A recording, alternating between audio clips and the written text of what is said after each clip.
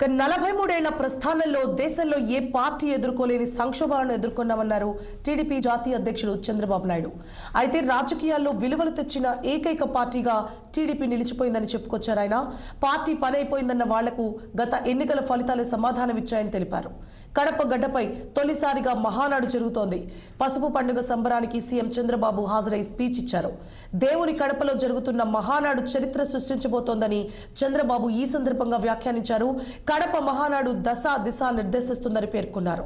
ఉమ్మడి కడపలో 10 స్థానాలకు గాను 7 గెలిచామని, రానున్న ఎన్నికల్లో 10 స్థానాల్లో విజయం సాధించాలని సూచించారు. గత వైసీపీ పాలనలో రాష్ట్రం సర్వనాశనమైందన్నారు చంద్రబాబు. ఎప్పుడు కూడా ప్రజా సంక్షేమం, రాష్ట్ర ప్రయోజనాల కోసం వినియోగించాం తప్ప సొంత అవసరాలకు ఎప్పుడు వాడలేదు, వాడుకోము, వాడమని చెప్పి కూడా నేను మీకు తెలియజేస్తున్నా. ఇది తెలుగుదేశం పార్టీ చిత్తశుద్ధి. మన పార్టీ విధానాలు, మన ఆలోచనలు దేశంలో రాజకీయ పార్టీలకి బ్లూ ప్రింట్గా నిలిచాయి.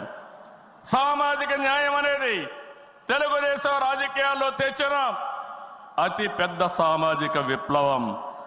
అట్టడుగు వర్గాలకు అధికారంలో రాజకీయ ముఖ చిత్రాన్ని మార్చింది మనమే.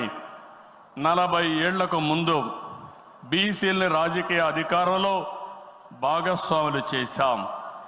ఇదే తెలుగుదేశం పార్టీ తిరుగులేని శక్తిగా మార్చింది.